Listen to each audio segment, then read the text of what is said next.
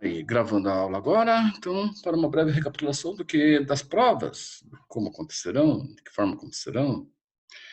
Então, primeiro, as provas serão no dia 27, né? Já foram marcadas aí para vocês e já foram enviadas as provas também, da parte dos professores, acredito, pelo menos da minha parte, foi, né? E é o seguinte, como que nós vamos trabalhar essas provas? Eu não sei especificamente, né, com relação à secretaria, se eles vão mandar provas para vocês, obviamente, né, e o tempo que vocês vão ter que fazer, eles vão ter uma semana, se essa semana a gente vai dar aula, se essas aulas servirão como apoio, né? Bem, eu não sei, mas as provas, elas são da minha parte, né, todas as provas, as quatro disciplinas, elas são provas com questões objetivas, tá? Aonde vocês poderão fazê-las da seguinte forma: poderão responder, poderão digitar. A a prova do primeiro bimestre, eu pedi para que fosse manuscrita, né? Escrita à mão. E vocês fizessem como é que é, um scanner, escaneassem as provas e me mandassem, tá? Ah, deu legal, mas eu tive que trabalhar o dobro para entender muita caligrafia ali, né, cara? Então, eu achei por bem, então, fazer com que, né, deixar com que vocês digitassem, né, a prova e me entregassem. Então, todas as questões, elas têm um mínimo e um máximo de linhas. No mínimo 5, no máximo 10 linhas, eu acho que ficou legal, entendeu? São questões que estão diretamente ligadas com as nossas aulas remotas passadas, né? Então, e também diretamente ligada com o material de apoio de vocês, que é a apostila. Então, não tem erro nenhum. A única coisa que eu peço nas provas, né? Vocês vão ver no cabeçalho das provas que vai ter uma mensagem para vocês lá, e os enunciados, né? Então, eu peço nas provas que vocês tenham, né? Não copiem, né? Sejam íntegros ali. E todos aqui têm a, a, a qualidade, né, de estudantes para se fazer isso. Então, não vai ser difícil, não. Vai ser bem fácil, né? Tranquilos, né? Escrevam, como eu falo, geralmente a galera, pô, mas eu não, né, fica receoso da correção do professor, né? E pensa em escrever frases mirabolantes que às vezes nem o próprio entende. Bem, eu sugiro que vocês façam o seguinte: mediante a um enunciado, eu respondo como se estivesse respondendo para um colega. Tá? Olha, claro, né? Não vão, se você trata de uma prova, vocês não vão usar gírias ou linguajar que vocês usam direto, assim, né? Porque talvez até algumas palavras eu não vá entender. Mas tente fazer isso da forma mais simples possível, com uma resposta mais direta possível. Por que isso? Porque eu não quero como é que me inclinar ou ter tempo, né? Despender de tempo para correção. Não, né? Isso faz sentido até para um futuro próximo, quando vocês forem fazer uma redação, né? Vocês têm que ser diretos, tem que ser, ou quem está corrigindo, vocês têm que fazer o outro que está corrigindo entender. Não importa a linguagem, né? E a linguagem mais simples é a mais fácil, né, de se entender, né? Então, muitas vezes, porque não sei o que tem, vou tentar responder, assim, uma forma como os textos trazem, né, com palavras difíceis. Não façam isso, façam com a forma mais... O que você... Primeiro entendam o que vocês estão respondendo. E já é um grande passo, né? E segundo, façam que o outro entenda, já é o segundo passo. Essas duas formas de resposta, de interpretação, ajudarão bastante vocês num futuro próximo, aí, quando forem fazer suas redações, né? E a prova está ligada justamente a isso, né? A prova, a história, a filosofia, a sociologia, né? Essas três principais matérias, né? Principalmente sociologia e filosofia, elas servem para vocês o quê? Para vocês são ferramentas, né? Que vocês utilizam para a compreensão das coisas, né? Para a ligação das coisas, né, desse mundo, né? Então a sociologia, a filosofia, principalmente ajudam vocês a isso. Então uma prova de redação não é específica da redação em si, da matéria, redação ou da língua portuguesa. Isso daí serve, claro, com algumas técnicas aplicadas dentro, né, da ortografia e etc, né, concordância verbal e coisa e tal, mas a ideia em si, ela surge, ela está, né, interiorizada dentro de vocês. A filosofia e a sociologia ajuda vocês, né, de fazerem com que aproximem, né, numa questão de interdisciplinaridade, né, ou seja, a relação das outras matérias para você compor aquilo que lhe pedem, né, nos enunciados, né, das redações. Então, a prova de história, por exemplo, é uma prova simplérrima, né? Recapitulando algumas coisas aqui da nossa matéria que foi trabalhado. Por exemplo, a definição do Estado absolutista, né, ou do Estado absoluto na Idade Moderna. O que é isso? Tá? Simplérrima, simplérrima, simplérrima. Tem na apostila lá, abrindo a apostila, vão lá, Estado absoluto, o que é o absolutismo, aonde ele aconteceu, por que ele aconteceu, né? Então está relacionado diretamente à formação de uma monarquia naquela época. Cara, não tem coisa mais simples que isso, né?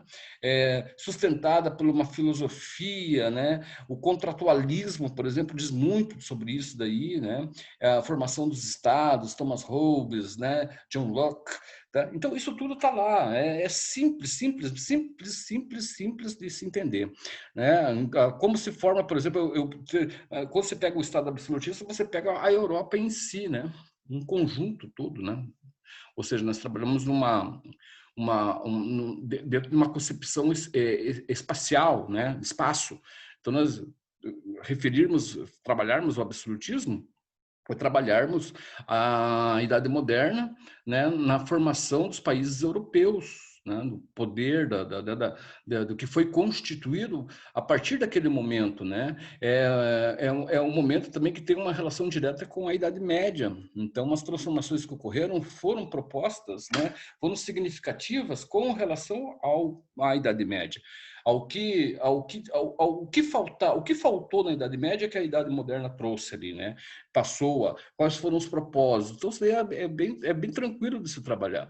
Nesse quesito, eu busquei, como se trata de idade moderna, como se trata de absolutismo, eu busquei a formação do Estado absolutista, uma pergunta, né, que eu fiz a respeito do Estado absolutista português, porque condiz, obviamente, com a nossa formação, né, de país aqui, né? Quem nos colonizou, quem nos explorou aqui durante 400 anos foram os portugueses, né? Mesmo com a independência, mesmo com depois da independência, o primeiro e o segundo reinado, Dom Pedro I, Dom Pedro II, né? Isso tudo, a nossa colonização e o nosso império está ligado diretamente a essa formação europeia ali do Estado português. Então, é por isso que eu pedi o Estado português. Existiam outros, geralmente, quando se trata do Estado absolutista, né, é muito comum as provas buscarem essa concepção através das culturas, né, dos povos, dos países que se formaram, como a Inglaterra, como a França. A França é né, a cereja do bolo nesse quesito, nesse assunto, né? Mas não busquei os franceses nem os ingleses, eu busquei o Estado português, que é de uma certa forma, é um reflexo, né, dos dois ali, né, da França e da Inglaterra, mais da Inglaterra do que da França. Então, eu deixei vocês livres ali para vocês darem uma questionada, darem uma procurada. Eu não sei quanto tempo vocês vão ter, parece que vão ter uma semana para responder a prova. Como eu falei, são 5 questões, cada uma valendo 2 pontos. Tá? Eu não admito menos de 10 aqui. Aí de vocês, se vocês quiserem tirar 6, 7, 5, 2, 4, cara, aí é vocês. Daí eu fazer o quê, né?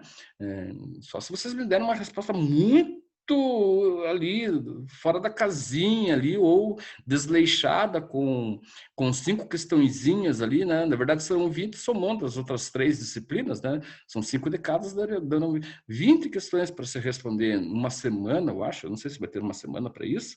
Livre de todo o tempo que vocês têm, Cara, é bem simples de fazer, bem tranquilo de fazer. Geralmente 20 questões você respondem quando você, depende do curso que vocês escolherem numa universidade, quem, por exemplo, aqui escolheu o curso de Direito, né, vocês terão que fazer 20 questões em meia hora, uma hora, né? Então, é tranquilo, tranquilo mesmo.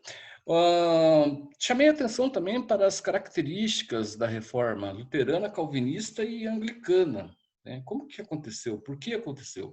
Qual que foi o intuito lá? Qual que foi a ideia? Qual que foi, né, o porquê, certo? De Lutero, que é o que encabeça isso tudo, né? Questionar os valores de uma igreja de poder há 1000 anos ali praticamente, né? Mais até 1500 anos, né? O que foi isso? Qual que foi a ideia? Por que ele fez aquilo, né? Por que e depois daquilo surgiram outros movimentos protestantes, né? Protestavam pelo quê? Então, são questões simplérrimas mesmo para se fazer a prova. Tranquilo, tranquilo, tranquilo. Vocês não terão problemas nenhum. Como eu falei para vocês, sugiro que, né, façam isso de uma forma pessoal, né? Tentem buscar isso nos material de apoio de vocês, certo? No entendimento que vocês têm, né? E eu sei que tem, das aulas, enfim, né? Não copiem, né? Porque, poxa, já tá fácil as questões, então tentem buscar isso de uma forma mais, né, mais clara possível, né? Sociologia, por exemplo, questões de multiculturalismo, o que é o multiculturalismo, da onde, por que surge. Então, veja, essas questões, todas elas, basicamente, tanto filosofia, sociologia quanto história, principalmente essas três, tá? Elas estão interligadas, tá? São coisas que você pode utilizar, por exemplo, a prova de sociologia você pode trabalhar num contexto da história, a prova de sociologia você pode trabalhar no contexto da filosofia, tá? É simples, eu fiz isso propositalmente, né? A ideia é essa, é vocês fazerem essa interdisciplina, vocês se relacionarem as disciplinas, que é exatamente isso que você tem de fazer. É quebrar os padrões que foram propostos durante muito tempo dentro do ensino, né? Antigamente, por exemplo, o ensino ele era proposto de formas individuais, específicas, né? E isso é, de uma certa forma, até hoje, né? Quando você vai, agora tem aula de filosofia, tá? Depois, agora tem aula de geografia, né? Parece que uma coisa é diferente da outra, agora tem aula de história, agora, não, né? Agora, a aula de geografia, não, né? Tudo faz parte de um contexto, né? De um conjunto, é uma conjunção, né? Que não se separa, né? Porque todas estão ligadas a uma ideia em comum, né, que é o ser humano, né, em todo o seu progresso desde o seu surgimento. Então, por exemplo, se você, por exemplo, falar sobre filosofia, se eu falar sobre essa questão do multiculturalismo, você pode transportar essa questão de multiculturalismo lá para a história antiga, lá na Grécia, lá em Roma, em outras culturas que não são ocidentais, como, por exemplo, as culturas orientais, China, Japão, né? Cara, dá para fazer muita coisa. São ferramentas que elas têm uma aplicabilidade, né, fantástica, né, a partir do momento que você passa a explorar elas. Tá? Algumas questões, né, são mais específicas, né? Eu busquei, por exemplo, lá em filosofia, falar sobre um tema de uma página, tá? Que é o seguinte: é o sacerdócio do racismo. Então, uma interpretação daquilo. Tá? O que vocês entenderam com aquela proposta, daquele tema ali? Qual que é a ideia que está por detrás daquilo? Era muito subjetiva, depende muito do ponto de vista que uma pessoa, do ponto de vista da cultura, do ponto de vista do conhecimento, tá? Que uma pessoa tem a respeito do mundo. Então, por exemplo, se ele vê sacerdotes do racismo ali, um tema como esse, ele pode, né, encontrar uma frase pejorativa ou não, né? Então vai muito da interpretação disso tudo. A interpretação da apostila, do tema dentro da apostila, seria interessante para eu ver como é que vocês analisam esse assunto, né? Ideologia, o que é ideologia? Uma coisa que surge já desde dos primórdios, né? Das premissas do ser humano, o que é uma ideologia, questão de trabalho, questão de trabalho. A sociedade brasileira, por exemplo, eu busquei fazer né, até nós vimos isso na questão do trabalho, como que nós relacionamos a questão do trabalho na nossa sociedade, né? A nossa sociedade no começo, lá no princípio, lá na formação dela no Brasil colônia, a concepção de trabalho era diretamente ligada à força, né? À escravidão. Então, como que isso, né, se formou? Como vocês podem fazer interpretar como que isso tudo, né, posteriormente ou nos nossos dias atuais é interpretada, né? O ser humano com relação ao trabalho, né, quem é, né? Muitas vezes uma pessoa que faz um trabalho, né, braçal, forçado, né, nós remete-se a ideia ou aquela imagem, né, a uma pessoa ligada a uma classe social, né, uma classe social que é submissa a outra. Então, né, como que isso? Será que isso é isso mesmo? Né? Nós estamos, veja, nós vivemos num mundo onde nós estamos reinterpretando o mundo, né, com muitas ressignificações que foram deixadas de lado. Né? Por quê? Porque o ser humano, a partir do século XX, ele passou a prosperar, tá? A sua evolução, o seu entendimento do mundo passou a prosperar em conjunto com a máquina. Isso foi bom ou foi ruim? É uma pergunta que você faz. Foi bom ou foi ruim? Valeu a pena? Está valendo a pena? Né? O que é isso? Por que ainda somos ligados, né, a essas questões assim, né, de desenvolvimento? Né? Tá aí, nós vemos num mundo onde nós temos uma tecnologia, digamos assim, para os últimos séculos, né? Nós temos uma tecnologia avançada, mas até que ponto isso, né, nos serve? Até que ponto isso nos serve? Até que ponto isso nos traz para esse mundo com alteridade, né? Nos traz nesse mundo com valores significativos do próprio ser humano, né? Do próprio ser humano que é um ser vulnerável. Nós estamos vivendo isso, né? Nos últimos meses, né? Com um inimigo invisível, né, que é a disseminação aí do vírus, né? Podemos se perguntar, cadê a ciência, cadê a medicina, cadê os avanços da medicina que, por exemplo, interferem no processo do envelhecimento, né? O rejuvenescer hoje é muito se questiona a estética dentro da medicina, avançada, mas e a condição do ser humano? Cadê a ciência para isso? Né? Importa a beleza diante de um mundo onde nós estamos vulneráveis e não sabemos o porquê, não sabemos como isso pode nos atingir, né? Isso talvez seja nesse momento, né? Essa disseminação de um vírus pode ser dentro de milhares de outros vírus, né? Eu não quero assustá-los, mas veja, diante de nossa interferência no mundo, né, nós estamos, as geleiras, por exemplo, dos polos, né, sul e norte, estão cada vez se desfazendo mais, está cada vez mais, né? O aquecimento global está fazendo com que isso aconteça, né? Será que esse vírus, de repente, não estava congelado há milhares de anos? Será que não tem mais vírus, mais coisas piores ainda que estão lá? Né? Pode ser uma teoria da conspiração, mas há de se pensar que, a partir do momento que nós interferimos, né, de uma forma violenta na natureza, a natureza dá respostas, né, para nós, no nosso convívio, no nosso mundo. Então, são coisas simples de a gente trabalhar, né? Por exemplo, a questão do trabalho, voltando à questão do trabalho, né? Do grande significado que é o trabalho, né? Através da lente de Karl Marx, Emile Durkheim, né? O Max Weber, como é que esses caras interpretaram a questão do trabalho, né? De que forma que eles fizeram isso? Pô, são formas, né? Que de uma certa, que para o mundo dos estudos, para o mundo da interpretação, tá? Eles são extremamente significativos, né? Porém, se nós falamos sobre Karl Marx, nós associamos o Karl Marx à esquerda, a ideia de marxismo, a ideia de coisa vermelha, e não é bem isso que a gente tem que pensar, né? Nós, como estudantes, nós temos que interpretar as coisas da forma como elas merecem, né?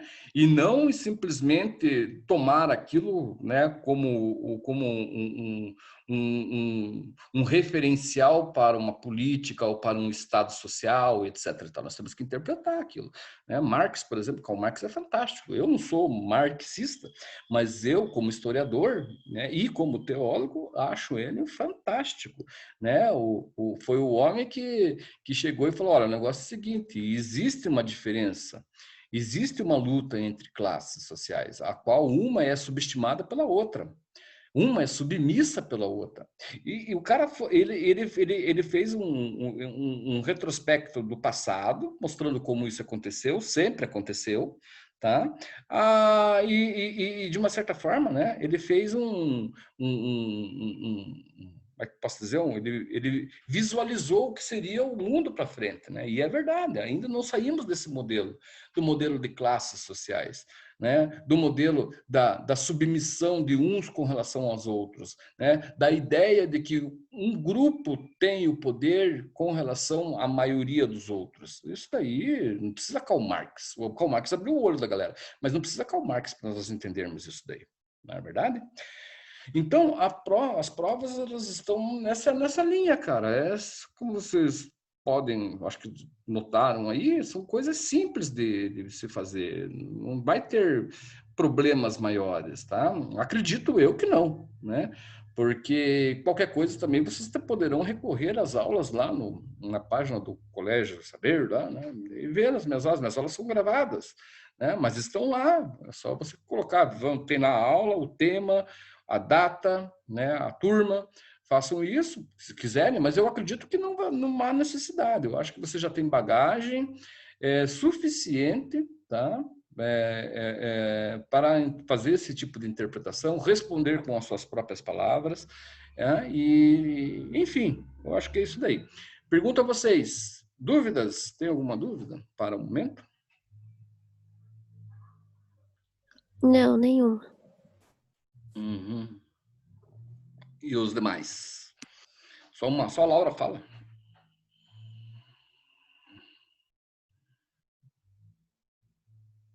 Olá? Olá, olá. Acordem, acordem, acordem, acordem. Pessoal, João, Cláudio, Valéria, Gabriel, tudo bem?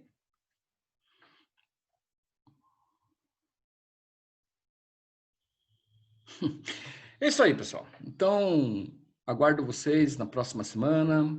Se cuidem, tá? Ainda permaneçam em casa. Não façam como esse bando de idiota aí que tá aí para cima e para baixo e achando que tudo acabou, né? Tem que se cuidar, tá? E semana que vem, então, eu vou ver certinho. Não sei se semana que vem vai ter aula por causa das provas, né? Mas, enfim, se tiver, nós estaremos aqui. Eu vou tomar maiores informações, mas provavelmente sim. Estaremos aqui semana que vem, aqui, ok? Talvez até para abrir uma aula remota para acompanhamento das provas, né? Tá legal? Para dúvidas, etc e tal. Eu acho que é isso. Então, tenha um bom final de semana e até mais. Tchau. Tchau, tchau.